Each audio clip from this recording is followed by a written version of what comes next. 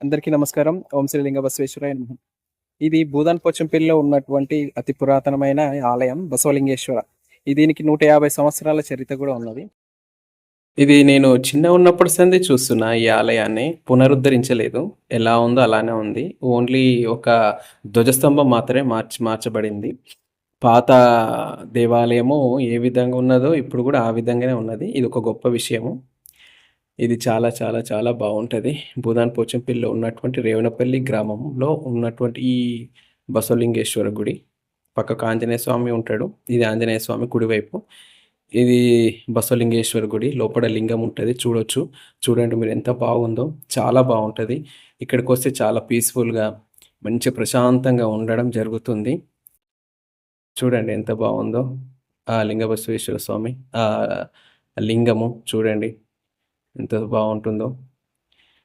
ఇది చాలా పురాతనమైనది.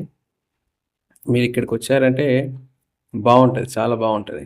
రండి, ఒక్కసారి మీరు దర్శించుకోండి. ఈయన కూడా చాలా మహిమగల శ్రీ బసవలింగేశ్వర స్వామి. ఇది రథానికి ఉన్నటువంటి ఈ రథం ఉంటుంది లోపల. అలానే ఇది కళ్యాణ మండపం,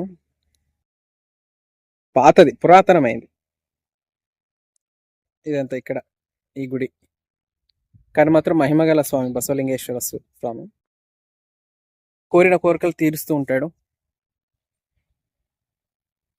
తిరిగి మరొక వీడియోతో మళ్ళీ కలుద్దాము. దయచేసి మా ఛానల్ని సబ్స్క్రైబ్ చేసి, షేర్ చేసి, లైక్ చేసి, మీ సలహాలు సూచనలు కమెంట్ రూపంలో మాకు అందజేయాలని కోరుతున్నాను. అందరికీ మంచి జరగాలి. ఆ స్వామివారి దీవెనలు మీపై ఉండాలని కోరుకుంటూ ఓం శ్రీ లింగ బసవేశ్వరాయ నమః.